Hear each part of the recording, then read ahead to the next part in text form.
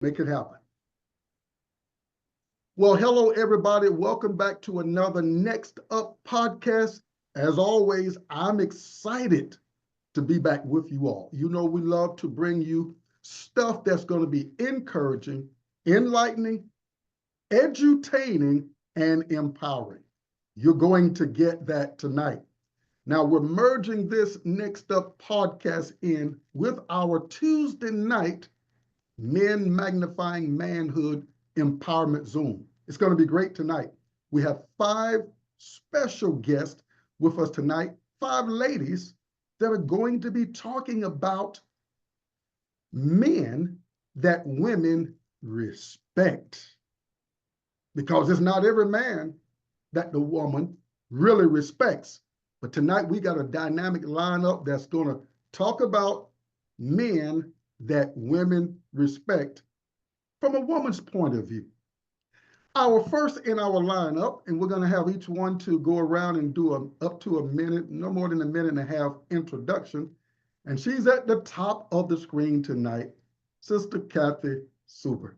Tell everybody who you Thank you, Dr. Ellison. Good evening, everyone. Again, my name is Kathy Suber. I am the founder of a nonprofit called Place to Prosper Incorporated. It is a 501c3, and the purpose for Place to Prosper is to help women and children who are experiencing domestic violence. So, what I'm doing is I'm trying to, if not eliminate domestic violence in my community, I'm certainly trying to minimize what is happening to women and children who are going through that type of situation. My ultimate goal with Place to Prosper is to open a 2-year transitional housing here in my community so that women can get the tools that they need to be able to live independently of domestic violence. Awesome, awesome. Welcome to the platform. We're excited to have you on. Thank you. You catch on pretty fast. I'm really about having to catch up with you. I thought I was fast, but I'm being challenged. Let me put it like that. We're going to drop right down to your sister, Chrissy McDonald. Chrissy, tell us who you are. Good evening, everyone. My name is Chrissy McDonald. I have to say, but I am the wife of Tyrone McDonald because we are one. We live in Columbia, South Carolina. We are the visionary leaders for Wisdom of Your Soul Ministry. And under that umbrella is WOW, which is Women of Worth Empowerment Group, where we're empowering women spiritually, physically, financially, and emotionally by helping each other. We meet every Thursday of the month via Zoom. And under that umbrella, we also have Bob, which is Band of Brothers. It is an organization helping men become better men for their communities through brotherhood fellowship, seminars on credit and finance management, health and wellness, also providing spiritual guidance and leadership to men. We also have Men of War. It's an organization that are mentoring boys through seminars, basketball tournaments, and community outreach. We also provide counseling to couples as well as mentorship to individuals that want to be married. Awesome, awesome. Man. Causing a lot of ideas to run through my head. I can see more, Okay. I can see more work for you all. Uh-oh, there he is. I see it, I see it. All right, we're going to go right next to Deborah Daniels. Deborah, tell us who you are. Well, I am Deborah Daniels. I am a wife, a mother, grandmother, sister. I mean, wear so many hats, but I am an author. I just recently published a book called Transformation of Me and Mine. All I thank right. God for Yay. that. And I have so many dreams and things that I'm working in the process of. And that is to do is very similar to what I've heard already. And that is to work with women, young girls that Oh, have yeah. dropped out of high school and maybe gotten pregnant and in need of so many things that, they don't get, on a regular, without having to go through so much embarrassment. So I Yeah. really want to be Yeah. able to do that, to strengthen that part of the woman, because of whatever they went through, whether they were raped by a family member or however that happened, that pregnancy to secure that baby so they will have a good chance in life. So that is something that I really am looking forward to doing. Awesome. Much needed area of service. So don't worry, you all. We'll have a lot of work for you guys. All right, we're going to go to Sanjanita at this time. Sanjanita, if you can tell us who you are. You're no stranger to Next Up and Men Magnifying Manhood either. So who are you? Good evening, everyone. My name is Sanjanita Jordan. I live right outside of the New Orleans area. I'm in the suburbs of New Orleans. I am the CEO and founder of a nonprofit organization called Dual Support. And what Dual Support does is we help women that are going through separation, divorce, domestic violence, and just bad relationships. And what we do is we have different types of events. Every second Saturday of the month, we have a topic with speakers. And in May, Mr. Walt and Dr. Ellison will be our guest in May. So everybody join us on Dual Support in May. I had to throw that plug in there. All right. Get that commercial in.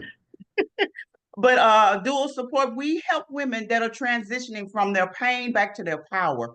We also have an umbrella Dual Support called Dual Support Gen Z Girls, where we help girls ages 12 to 17 understand who they are, understand their worth, help them go through self-care, because these children these days are going through so much more and being exposed to so much more than I was at that age.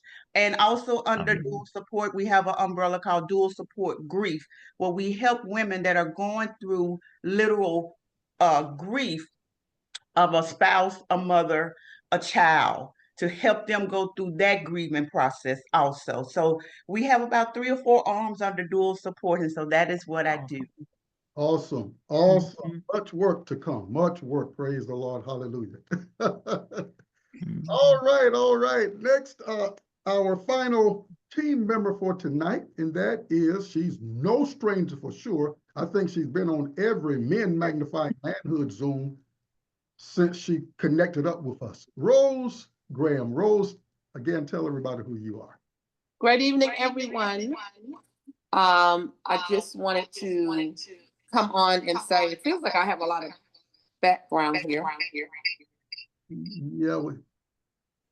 Give me a second.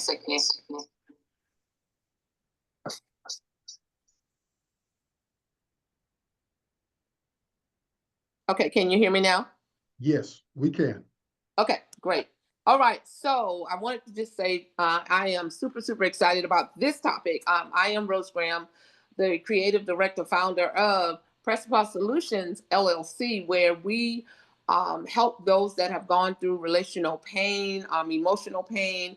We have created a village of support, which includes coaches, counselors, we have therapists on board, we have accountability coaches, we have therapists on all different levels. I am also connected to a lot of the homeless shelters or transitional home programs, because at the end of the day, when we go through these bad bout of relationships, we end up becoming, because it's from my real story, we can become homeless, we can become financially drained, strained, we can become emotionally, just all over the place. And so what this is to connect and partner with people such as yourself on here that will go ahead and do coaching and different things to bring us back from hurt to heal, which is a workbook that I have just birthed it about a year ago. And with that book, we do retreats, we do private coaching, we do group coaching. We also have other seminars and different things that we do. So I am so excited about it. And we have people that are already in different counselings. I see connects here that we have connected them to marriage counseling and all these different things. So I'm so excited, you all, about this and being a part of this platform. Thank you, Dr. Ellison, for allowing me to be a part of this men's podcast. Thank you. Well, we're definitely excited about you guys tonight because we all need help. We need one another's help. And I want to tell everybody, part one of men that women respect, I did it by myself. If you go to the Next Up podcast, you'll be able to hear it there. But I felt like we needed to take it, I needed to take it to another level. So this is why we have the women from their viewpoint telling us about men that women respect. So coming from that angle, you all team members, we want to hear from you all about the kind of men that women truly respect. And we're going to kick it off going to, surprisingly, Chrissy. Chrissy, so tell us, you in what you sent over to me, you said that you respect a man who has learned respect. Talk about that. Talk to us about that pointer, and you all can feed off of one another, as I mentioned to you all before we got started. So talk to us about that pointer. You said, repeat your question. You said a man that has learned respect? Yes, from what you sent over to me. So talk about that. That was one of the pointers that you sent, in other words. Yes, sir. So what I've learned is that in order to be able to give respect, you got to know what respect is. And so I'm gonna go a little deeper than your question. I've learned throughout the years that we don't know what respect is. Even as women, we don't know what respect is. We don't know self-worth for ourselves. So how can you expect a man to know respect or be able to give respect?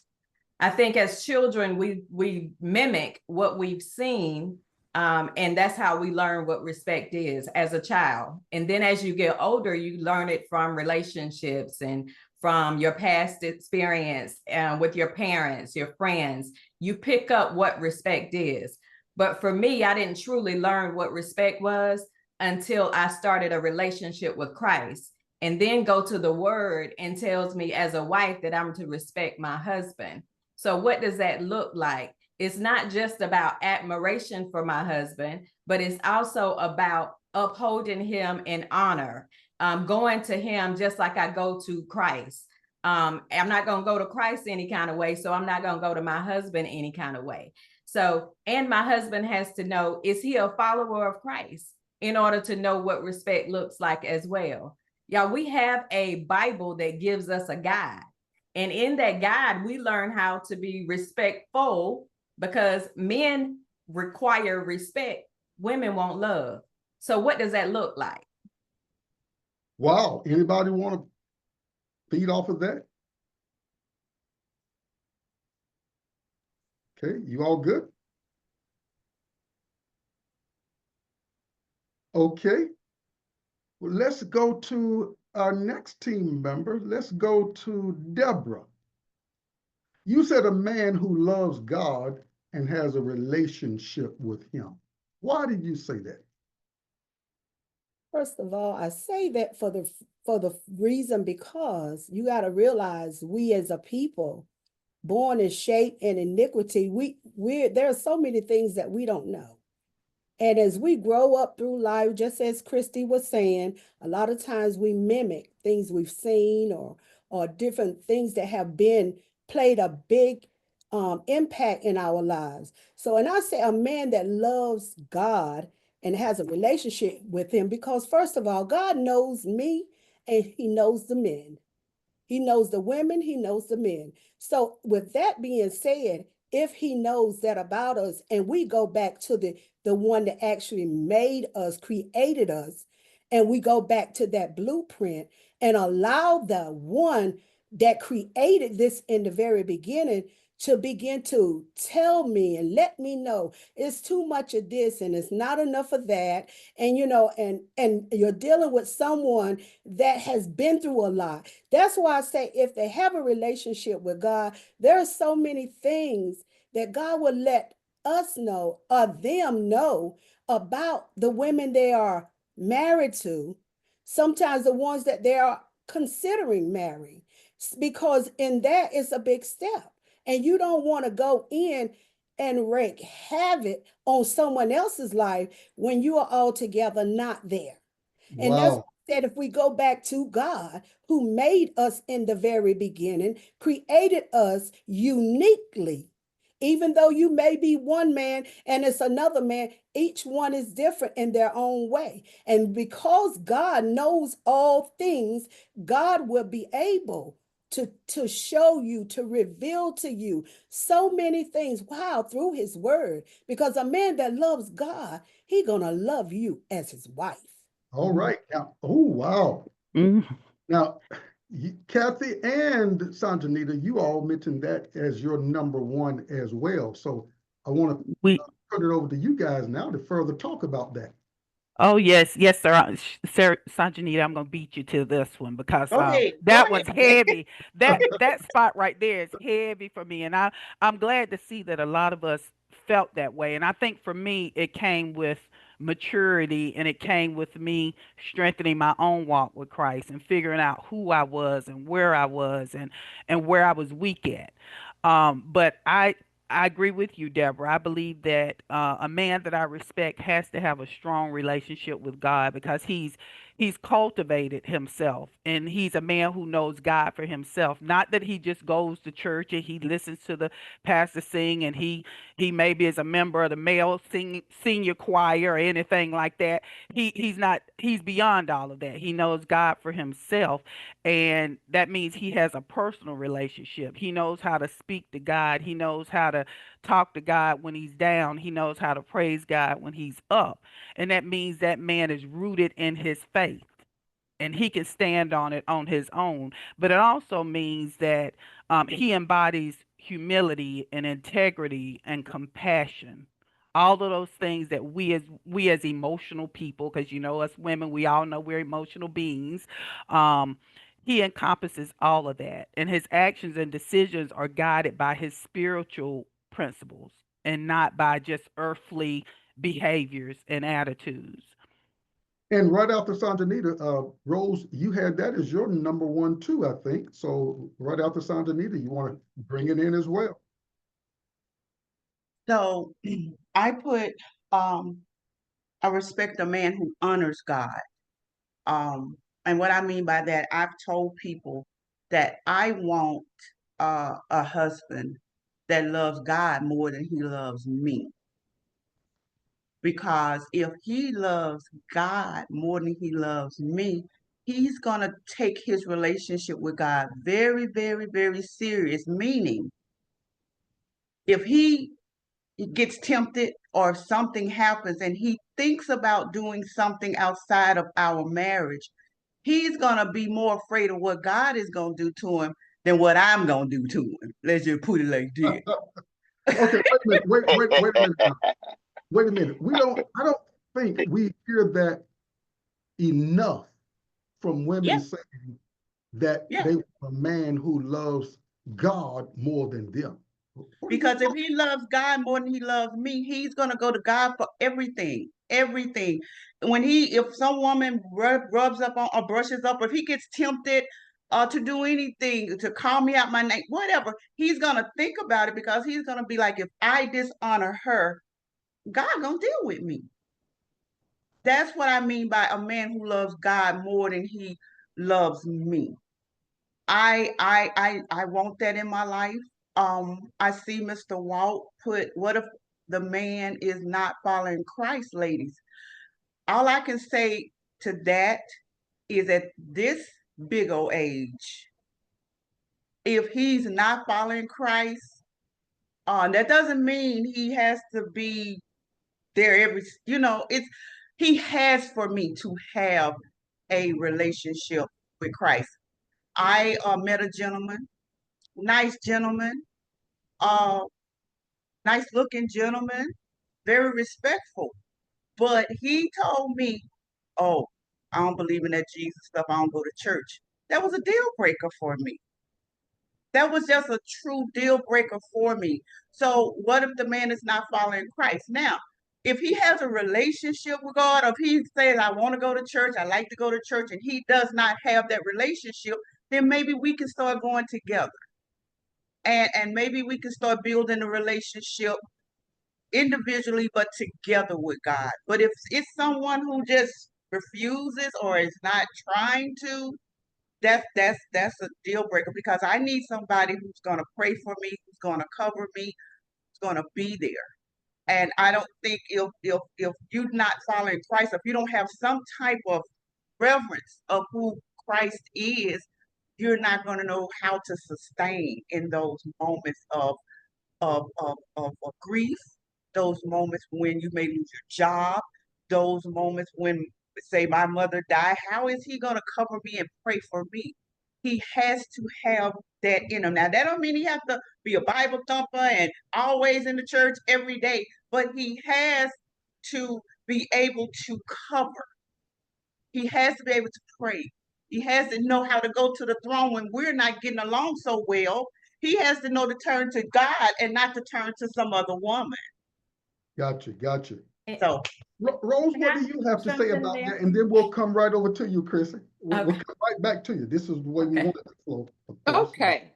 So, I did give a similar answer when it came to, what is it that I am looking for in a man and consider it to be respectful. One of the things that I did say to Doc that was on my list, and I want to come back and piggyback off of what Sanjanita. Matter of fact, I'm going to piggyback off of her first with what Walt's question was. And it says, what if the man is not following Christ, ladies? How do you navigate your position as a wife? And then I saw some other information down here that I was going to go ahead and start with. So now, if you've got, I'm going to say a husband, I believe, and that he's not a believer, right? But the Bible does talk about a sanctified woman can make a sanctified husband, right? And so I believe that we as women, I think I heard Christy talk about that, we as women can evoke, we can bring respect to a house. Whether they got Jesus or not, you can really set the tone for respect to the point that they can change, right? Now, the battle might be a little crazy with it, depending on who you're dealing with. But I've seen some worldly men now that's very respectful in ways of opening the door. You're not going to see them acting crazy in the street with their wives or different things, because it was from their blueprint. They saw their father, or they saw an uncle, or they saw somebody with high respect and high regard. So that's what they were taught. Don't you dare. You know what I'm saying? Put your hands on your wife. Don't you dare. Without Christ. Check this out. They ain't even got Jesus like that. And so they saw that blueprint. That was their background. That was their experience. So I believe that a sanctified praying woman, I think that that God can allow that spirit to permeate in the house or in that environment, that you can be so respectful that you can bring him to his knees and cause him to actually get saved. Now, so I believe that. You guys have already turned it. You've already turned the nozzle from 1 to 5 already on the stove. All right, so you're turning the heat up. Chrissy, you were just like I was bubbling over here. I was bubbling, and Rosemary hit exactly where I was going. Exactly where I was going about, because I think the viewers need to understand that sometimes you are in that position where you're married to someone that is not saved. Luckily we're having these conversations now so that we can capture and educate the younger people that are looking to get married, so they know the characteristics of a respectful man. But when you have married without the counsel of God and without the direction of him and unequally yoked, what do? So she already hit, and my husband put in the chat about sanctifying the husband. Right. But y'all, there was also a thing called crazy cycle. And you all can look this up. It's called crazy cycle. And so researchers have said that in the crazy cycle, men may come to you and be disrespectful in your household. So what do we do as women? We turn around and we have an attitude when they come at us in a different way. So it creates this cycle. And they said, well, how do you break the cycle? Well, if I change my behavior, such as Rosemary said, if I change my behavior and come to you in a godly, kind way, then it can change the whole atmosphere. Wow. You all have done good the first quarter. And I think everybody has scored pretty well in this first quarter. I want to go next back to Kathy. You sent something over saying men who know how to lead, but also compromise. Let's talk about that. Yes, sir. First of all, I'll say that does sound a little bit contradictory, right? But what I mean by that is, a man that I would respect would be one who knows how to lead his household, and that falls into a lot of what all the ladies have been saying. For me personally, and this this is just something personally about me. For 20 plus years, I was a single mom raising two children, making things happen. I knew Christ in my life, but I still was on the other side. You know, I had that fence there, but I was doing all the things I needed to do to make sure that life progressed well with my children. Well, it got to a point as I started to realize I needed to be doing something different in my life. I started to pray and ask God to send me some, because I'm tired. That was it. Like, God, you know me, you know I'm your child, but I'm tired. I'm tired of making it happen. I'm tired of figuring it out. I'm tired of doing all the things that, I just don't want to do anything anymore. I don't want to be in charge of anything. And I started praying for God to send me the man that was made and created for me. And he did that. And so now, I just come in, and my husband has taken he's leading this household. Now, am I always obedient as I should be? Probably not, but y'all still pray for me. But You mean, anyway, you mean you're not perfect? I am not perfect. No, sir, by no means. But I prayed for this man. But what's so funny is that my husband and I crossed paths in 2010, but he was somebody I already met back in 1985. But God didn't have me ready, and he didn't have him ready. So from 85 until 2010, we were in different worlds, different lives. So that's what I mean by just being able to just a man that I could respect would be someone that could come in and be the head of the household and can make decisions and can just run this household as it should be run. Now, as for the compromise, um, men, you don't always have to be right. Okay. I know some your wives probably done already told you, but you don't have to always be right. And what I mean is that, you know, I feel like a man, it's okay for a man to realize that he can compromise. You can compromise. It's a give and take because together, when we're together, we're unity. We're one. So that means sometimes you have to give and take in a situation. Okay, You still, yeah, okay. you're Kathy, I've heard it at least 40,000 times in the last 43 years. So this is 40,000 and number one. I get it. okay. No, just messing with you. Well, Anybody I mean, but add it to is, that? yeah. Anybody want to add to what she just shared? I'll add just a little bit. I believe I agree with her. I think if they're trying to follow Christ, the word says to be considerate of your wife's thoughts. So even though they are leading, because they are our leaders, they are the head of household, but they are to be considerate of our thoughts. And I think a godly man and one that truly loves you as Christ loves the church are trying to, doesn't mean they're not going to fall short, because the word even says that he's going to fall short. But that doesn't mean that there's lack of respect for him and there's not a lack of leadership.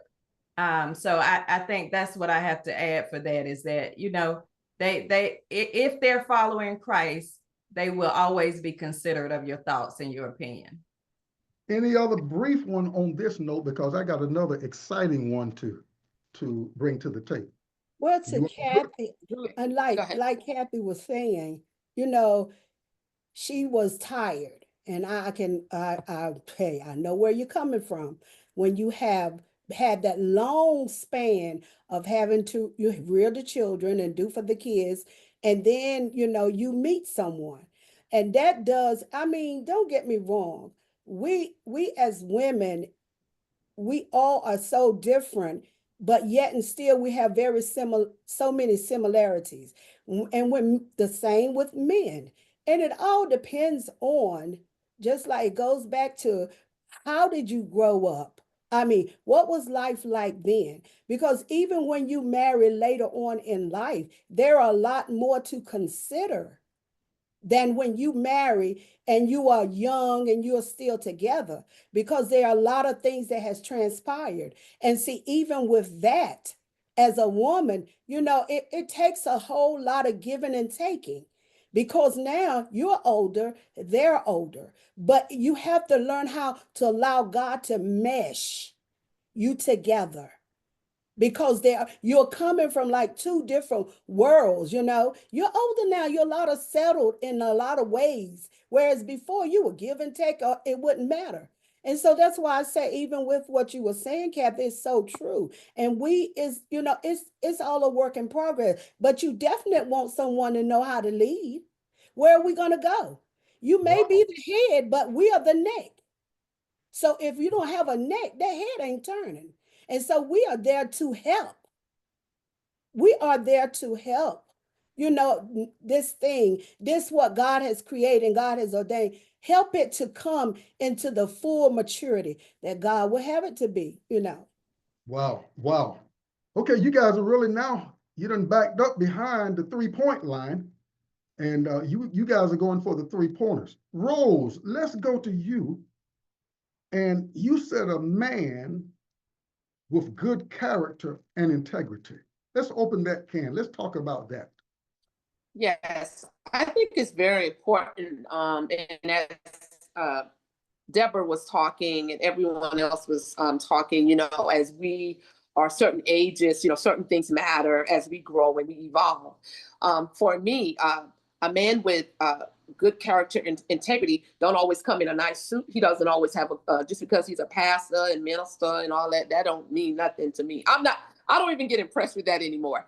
We should say, oh, it's a man of the cloth, and he's got to have it together. But that didn't go well. Now I decided. Now let me talk about me, and why Press the Pause became real. I did not. I went against the whatever, you evangelist, minister, you should look for a husband that's a minister, a pastor. Well, I went against it. And I'm gonna tell you, that was probably a little out, I heard somebody say, did we truly get the yes from God?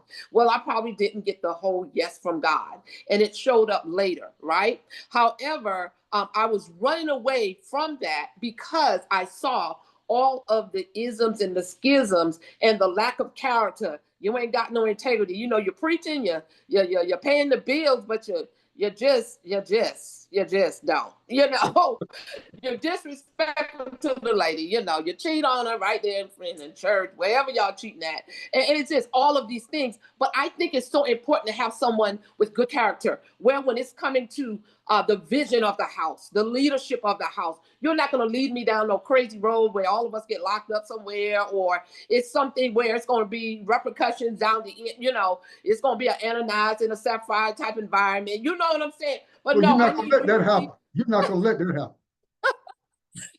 So you need to lead, and you need to lead well. And I believe with that, a man can come from a background, I believe, that maybe it was a little shady, but I think with God coming into their lives and they're allowing him to be the headmaster of what they do, they can definitely be healed and they can lead well.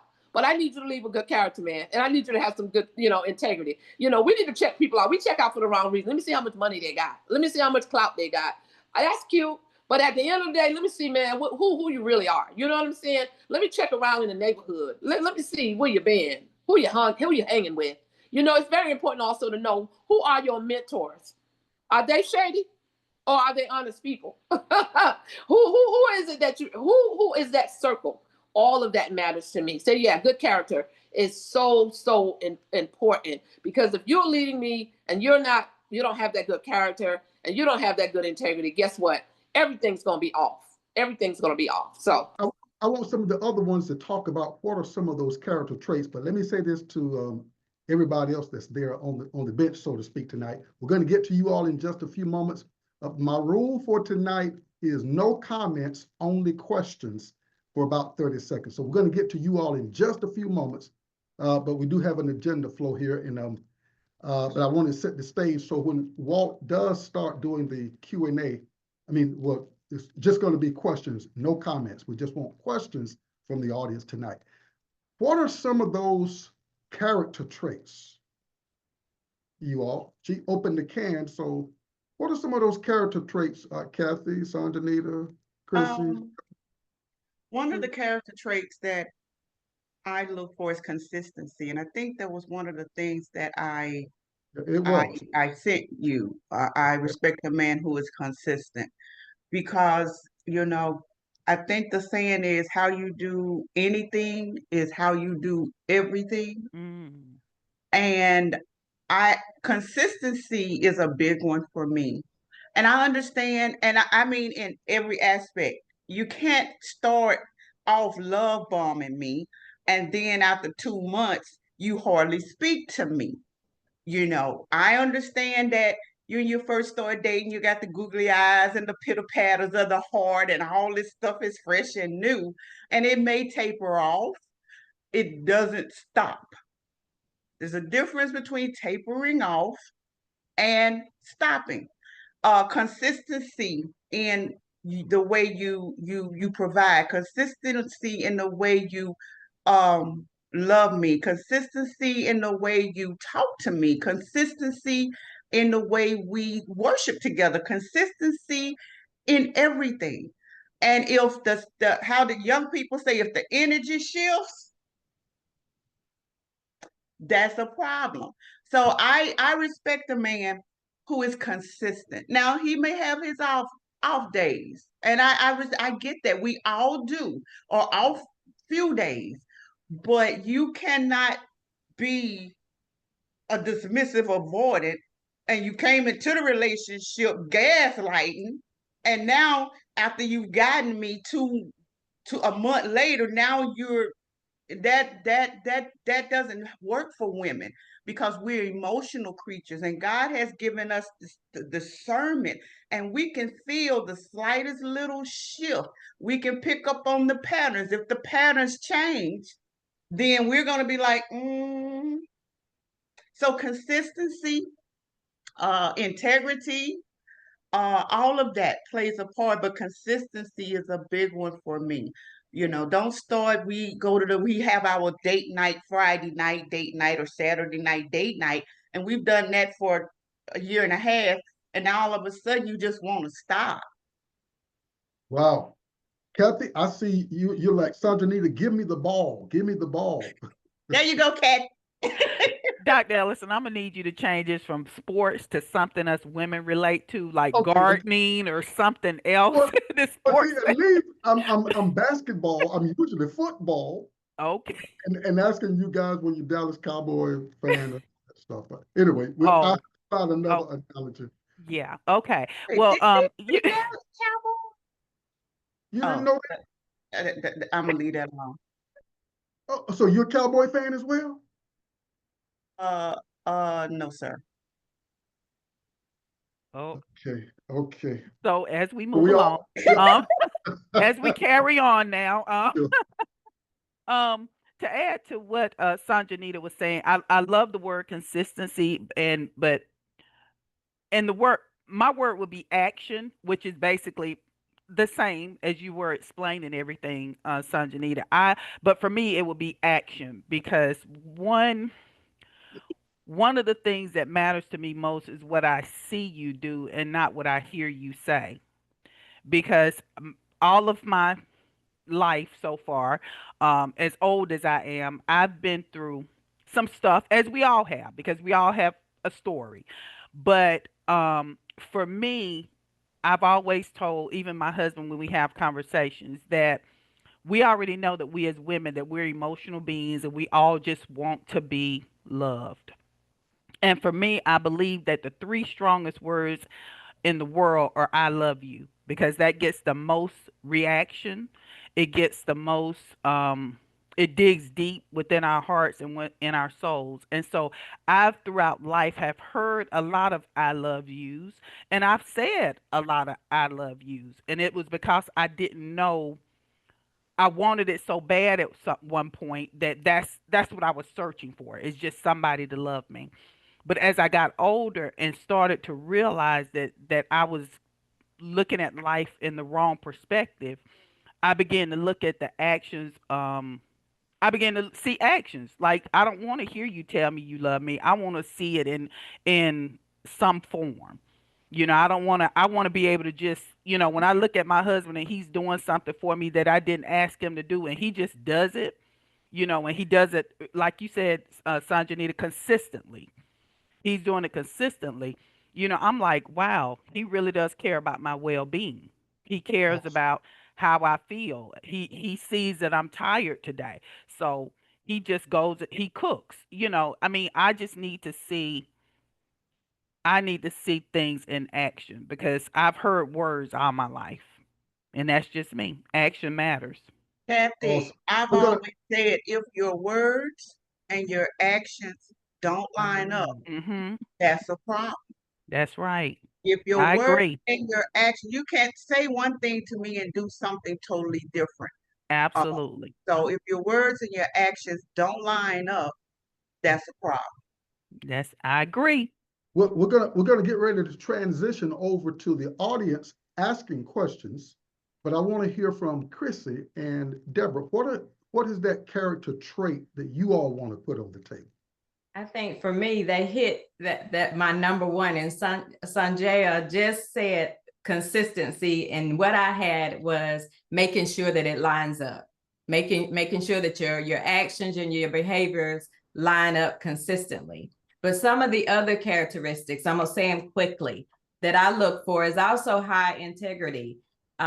Making sure that they have a desire to do right. Doesn't mean that you're not gonna stumble, but that you have a desire to do what's right and that you're desiring to follow Christ.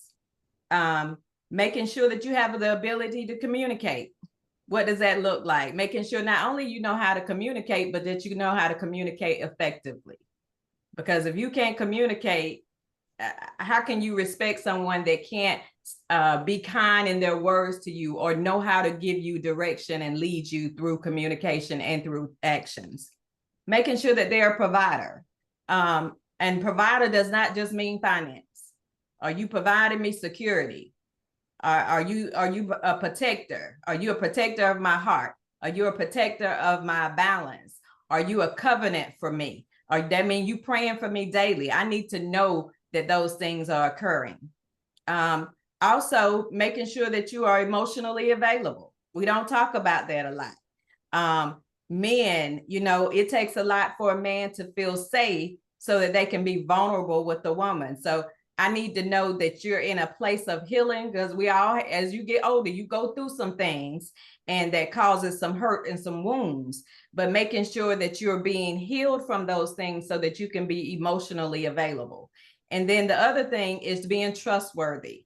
Are you able to be relied upon? Can I trust you when you walk out the door? Can I trust your word in what you say that you're going to do? And Wow. humility, making sure that every day you should be selfless. That goes for both men and women. Are you waking up selfless every day to help your spouse? Are you thinking about their needs before they even know they have a need in that area? Wow, you really unloaded several suitcases on us, but that was good stuff. Deborah, any comment before we go over to the audience? Wow, okay. They pretty much touched base on everything. But one thing I would say, honesty. Honesty. Oh my goodness. Honesty is a biggie.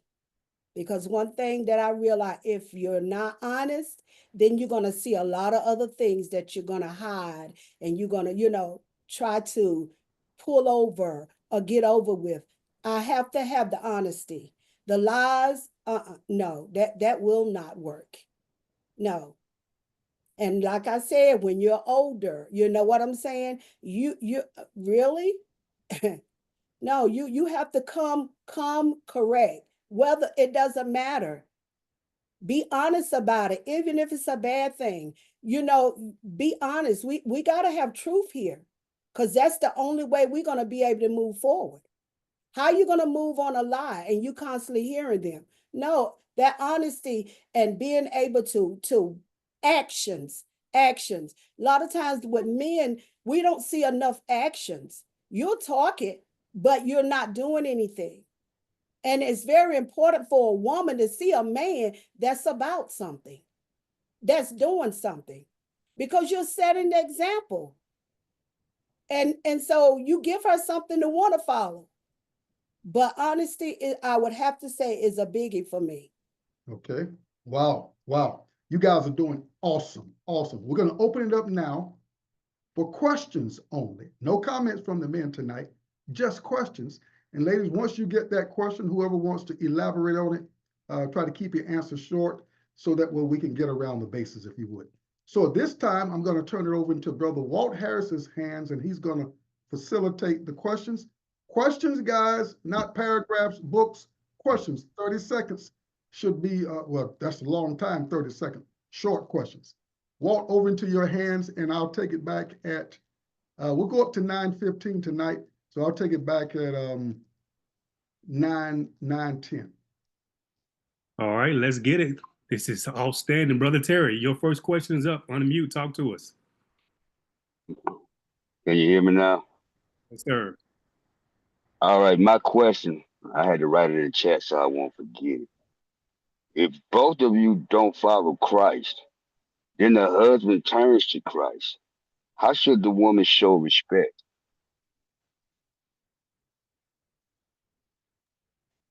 Who want to take that?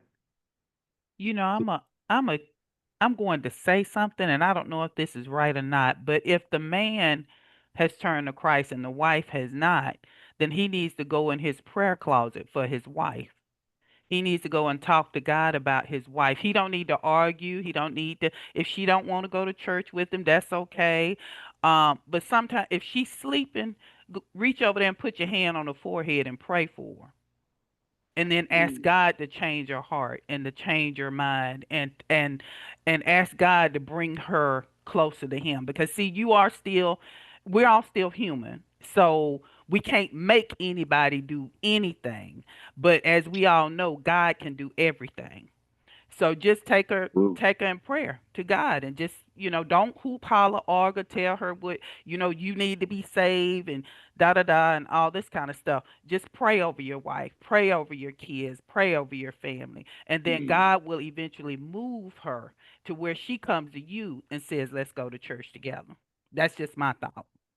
Well, I would like to add to that, because if the husband turns to God and the wife isn't, sometimes now, if it's not a case where he's done so much stuff, now you want to run to God and you damaged her in so many ways, then see, that would be a factor, because now you have to allow her and allow God, the God that you've turned to begin to make the repairs and the healing to take place in her. But if it's a case where you turn to God and she just have not, continue to do what you're doing. As a man talking to God, you have a lot of impact, because he want to hear from the men. So if you are one that have turned to God and the wife hasn't, it's just a matter of time, because now God is going to teach you and show you ways to love on her and do things for her that you're gonna blow her mind. And she's gonna want, to cave in or give in. But if it's something where you've done her so bad and now you want to give your life to Christ, you got to consider the fact that she's wounded, she's hurt. Give her time. But if you turn to Christ and she just haven't, you stay with it. God is going to do that, because I'm telling you, a man that cries out to God really moves him. Absolutely. Good stuff. Good stuff. I don't see another hand up. So I'm gonna go ahead and get mine in.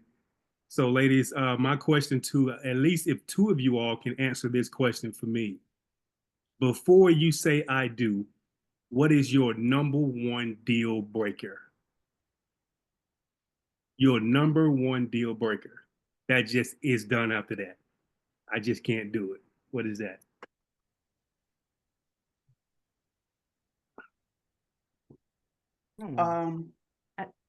I'm single. So before I say I do,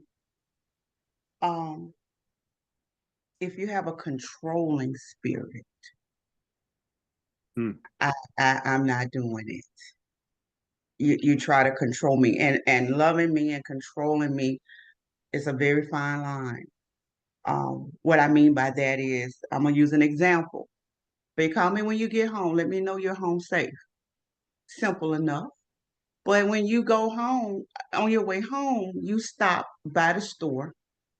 And normally where it take you 15 minutes to get home, it may take you 30, 35. So when you get home, you call and say, hey, I just made it home.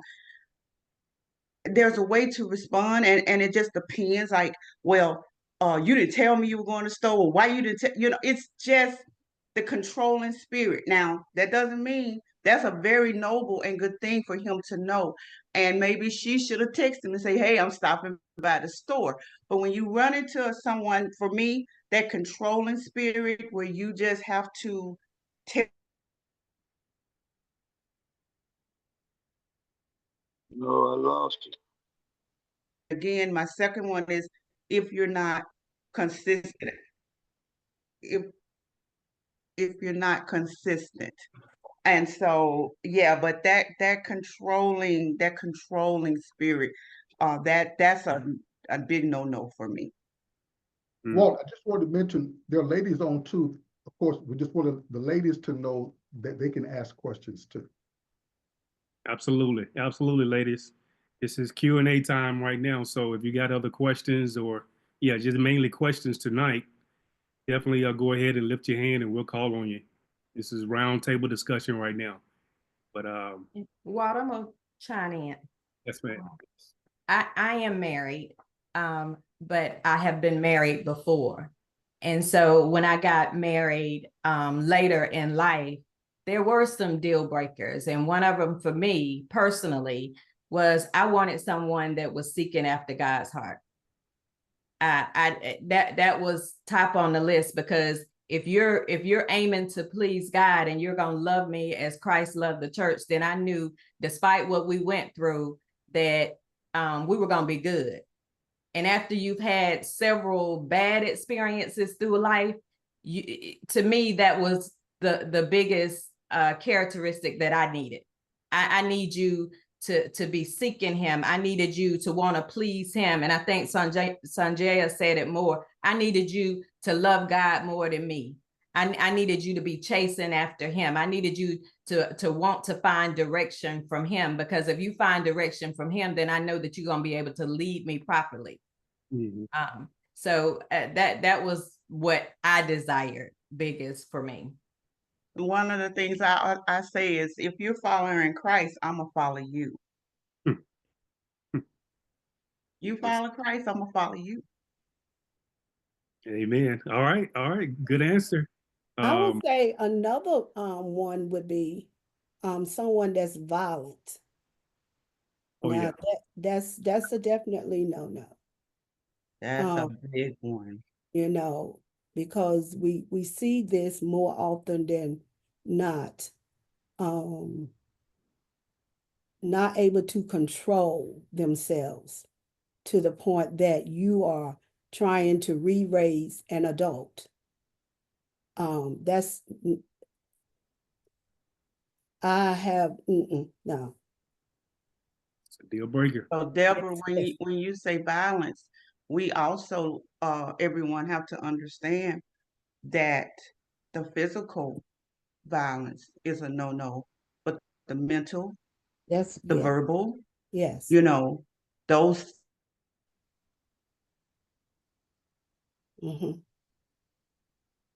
Rose up a little bit, but we get the gist. We got it. And emotionally abused and sexually abused and all of that. those can be deal breakers also. Amen. Good, good. All right, I'm looking for some ladies on here to unmute and you ask the question, you know. Definitely, if everybody else got any other questions on here? See a lot of ladies, but even men, you know, this is a good time for us to talk a little bit. I want to pull as much as I can out of you, ladies. These are valuable moments here, but sometimes there could be ladies on here that have questions as well. So let's go ahead and take advantage of this platform of wisdom right now. Anybody, go ahead and unmute, raise your hand or something. Okay, Walt, this Bernadette, I could not figure out how to raise my hand on here. So, but I have a question to the young lady about consistent. She said, you know, a deal breaker was if he is not consistent. Can you explain not consistent? Because I know for me, I am definitely not consistent in some areas. So when you use the word consistent, can you give us a little bit more detail on what you mean consistent in which areas? I think you're talking to me, it's going in and out. Were you addressing that to me? Okay. Hello? Yeah. So when you use the word consistent, can you explain what you mean about being consistent and in what area do you require him to be consistent in? Good question. Okay. Consistency. You're dating and he did certain things to woo you. You get married and he continues to do those things. The way he raises the children, the consistent pattern of the way you discipline the children, the consistency of we're going to church, the consistency of your love and care for me.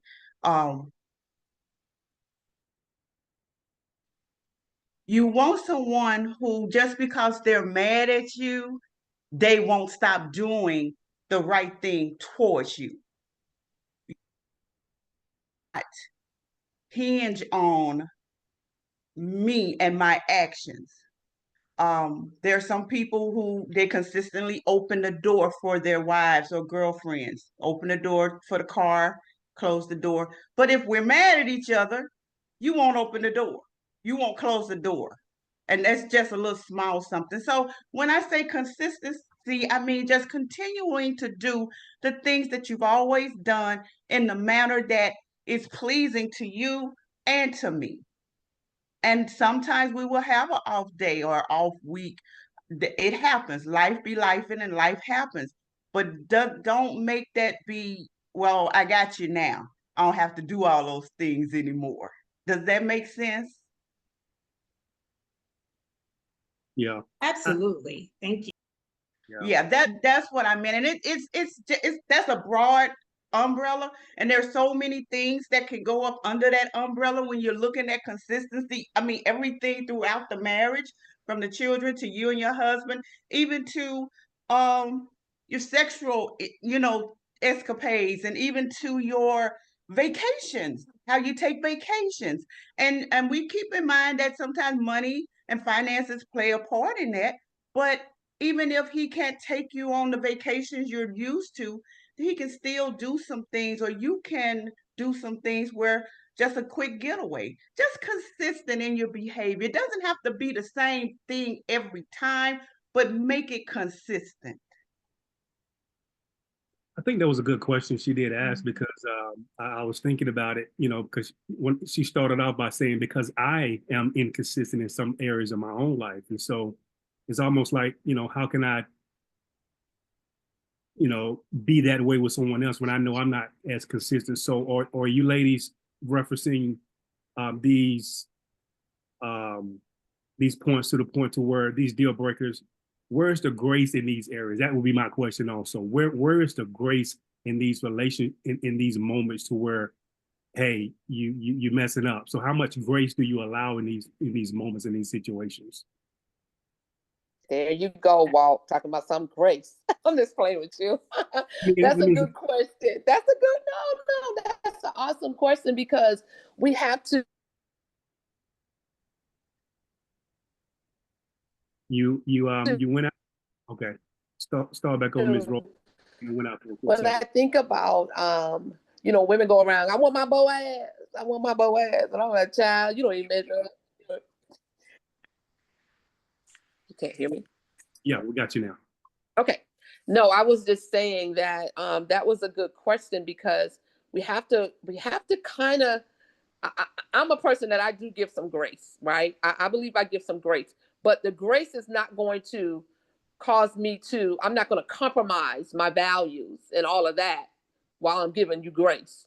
But at the end of the day, when I say grace, I know I'm not perfect and I'm not always consistent as well. But I think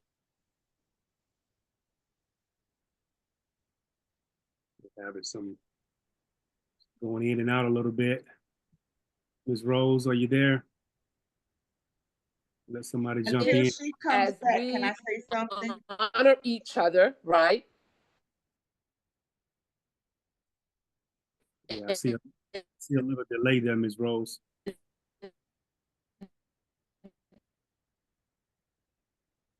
And I don't think she knows she's each going other, in. that I believe that we'll begin to grow and to evolve. But I believe that there there is some grace that should be given. Uh, Ms. Rose, you're it's very you're going in and out, and it's kind of dragging a whole lot. Can So you hear me? not really. We didn't catch it. Okay. It's kind of dragging a little bit. I think, well, I'm gonna chime in just a little bit. I think for me, when she asked about consistency, for me, it was more so on a character basis. Not so much in task or what they do, but if you're giving advice to someone and you're not doing the advice that you're given and repeatedly, then that's a lack of consistency for me. Not so much as the task, because like you said, we have to daily give each other grace. And that's daily. But I think for me, it's just looking at, okay, if you're giving advice, if you're acting a certain way, if I hold you in high regards to your behavior, and then one day you're doing something the total opposite, then to me, that's not consistent in your behavior. Yeah, that's good. Can I add something to that too? Um, base Basically what us ladies are saying is that we don't want men to approach us wearing the mask that they typically wear when they're first meeting a woman. We want you to come as who you are with whatever imperfections you may have, because we're all imperfect, but the mask takes away a lot, because if you come and you show us one thing in a certain way, and we just kind of like, "Ooh, okay, yeah, I like that. I like that." And then about 6 months in, and like Sanjanita said, you're opening the door, you're doing, we're going out on Friday night because that's our date night. And then 6 months in, when we're comfortable, because we saw a mask that you presented to us in the first place, initially when we met, when your mask comes off, then you start walking on your side of the car, getting in, or you start, not showing up, or whatever the case may be, then we have a problem, because you're no longer consistent and your mask has fallen off, and we now see who you really are behind the mask. And even with that, things happen. And that's where, if you see something that's changing or shifting, that's where that good communication comes in. That's where you should be secure enough with your husband, or your husband secure enough with you, and safe enough to say, hey, I see there's some changes. And it could be some mental changes, it could be bodily changes, it could be financial changes. That's where that good, effective communication comes in. So, yeah. Good stuff. Brother Terry, go ahead and unmute. I see you. I heard this twice. I'm trying to make a question out of it. I keep hearing about opening the doors for the women and all of this. Now, I was raised, to do certain things like that. Now, to be honest with you, and some women, they'll beat you to the door and open it up to get you standing right there by 'em. I mean, how do you handle that? Brother Terry. Was that your Yes, name, brother? Brother Terry, yes. sometimes women, just like we all get older and we learn, some women don't know because they weren't taught. And it's because they lack knowing their self-worth. So they just haven't learned yet. That level, it's something simple. Like Sanjanita said, it's simple. It's just opening the door. But sometimes it takes not sometimes a lot of us just have to learn. And if they weren't taught, or she wasn't taught, whoever she is, when she was younger, that her value and what her worth is, and that something as simple as a door being open for her, that she deserves at least that, as a level of respect. She don't know. She don't know. She may not have been taught. Her whoever, mom, grandmom, aunties may not have instilled that in her. So she has to learn. And as long as we all live and breathe, we're going to continue to learn things throughout life until the dirt's put on our face. She just doesn't know. And I to put understand. some balance on that, there are some women that doesn't matter to them. Right. It True. just depends on the woman. That doesn't matter to her. I open my own door. It doesn't matter if he doesn't open it, but that's a preference, Correct. an Yeah. individual preference that people have. So that's not a Mhm. deal breaker per se, but it's a preference. Mm. All right, we And see I'm Deborah. I don't want to go too deep in that one. Miss Deborah, go ahead and see your hand up. Go ahead and ask that question. Yes, and I've also like to add to what Kathy was just saying, and it's sometimes it goes right back to the communication. Honey, I want to open the door for you. Let me open the door for you, and my queen, whatever, whatever, whatever. Small thing, very small, very small. And like she said, a lot of times, I mean, if you've been and not had someone, or haven't been married for a while or whatever, then it's very common to do that. But so now we have to learn, unlearn, and learn the way that this man wants to treat you, or what he wants to do for you. So that's a very simple, that's just a matter of him saying to me, honey, I want to be able to show you, you know, Mhm. how much I appreciate you. You don't have to do that now. So that's something very simple. And there's also chime in. some women have been mistreated so badly for so long that when a gentleman comes into her life and treats her good, she thinks something's wrong with them because that's embedded. Like you just said, Deborah, we have to unlearn some things. And so this young lady may just, like you say, don't know. Sometimes we as women, what we thought was the norm, and we saw our grandma and our mom deal with it because mama dealt with it and grandma dealt with it. I guess it's the right thing. It's the normal thing for him to scream and cuss at me. They dealt with it and they did okay. And we internalized that because that's what we grew up in and thought it was the norm. So now you've been treated like this for so long with so different men or one or two men, and then you meet someone else and they talk very kindly. They don't raise their voice. They're very, and you like, well, I don't like him because it's just, we have to unlearn some things that were not normal that we internalized as normal. I hope that made sense. Oh, that makes a whole lot of sense. It makes a whole lot of sense to me. However, I do have another question about it. I mean, that makes a whole lot of sense to me. Yeah, It really does. we're running over time. You also have to cut it, Walt. Okay. Take another Go 5 ahead. minutes. All right, We'll go up to 9:20, okay? She got her hand up, Ms. Leandra, so go ahead and unmute with your question.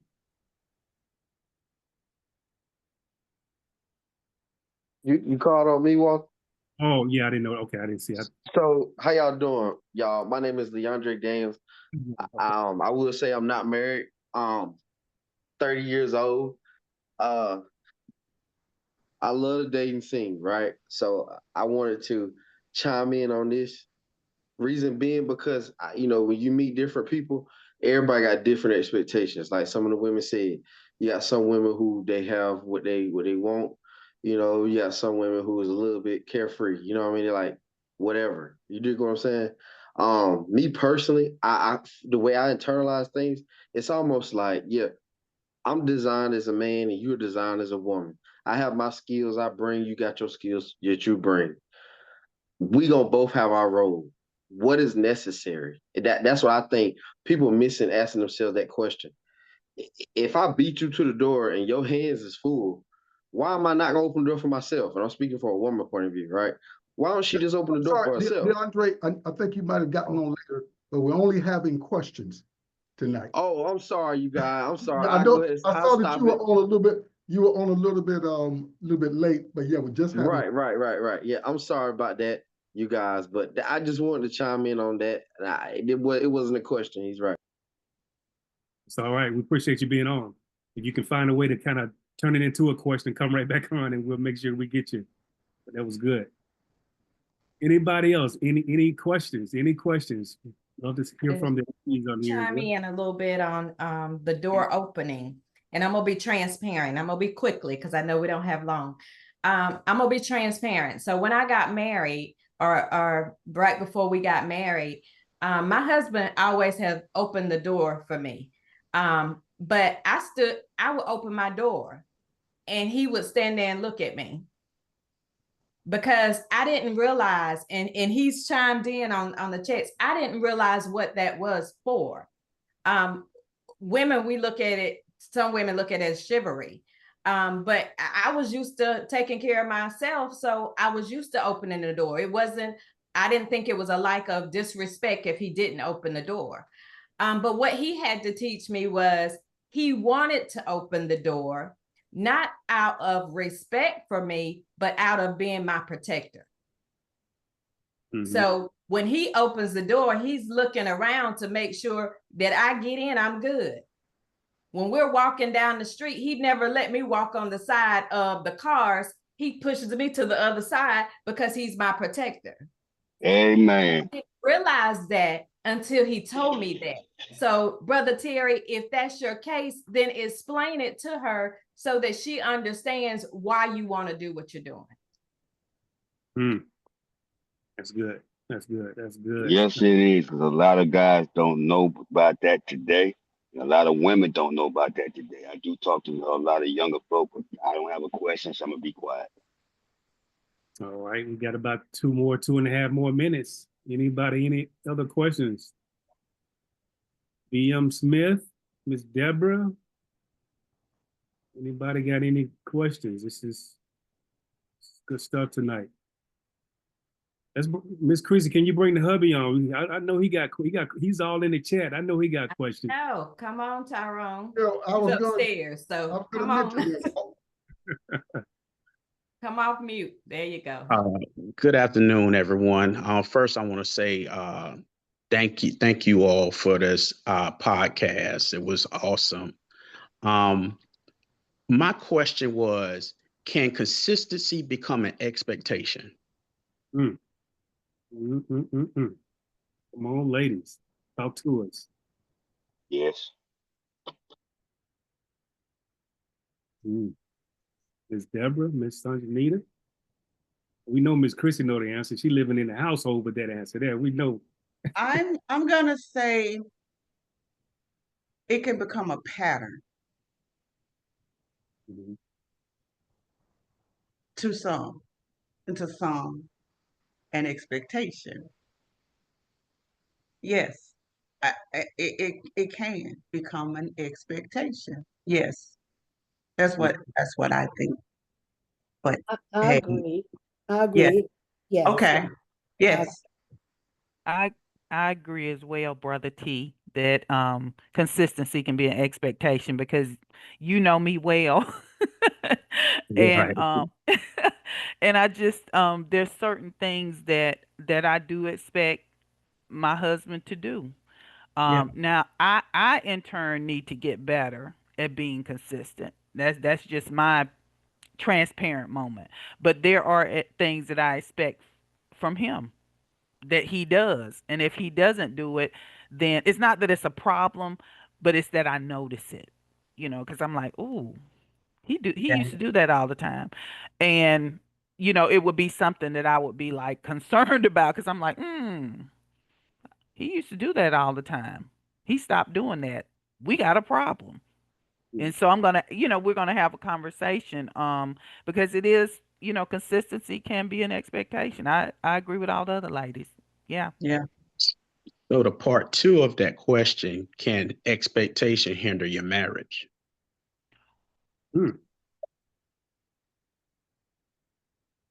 Unrealistic expectations can. And that's a conversation that you and your husband or you and your soon to be husband or wife should have. If you're not married, should have. That's one of those conversations. What are your expectations? If you're already married, it's still a conversation you should have because you can always start from that point and move forward. So, yeah.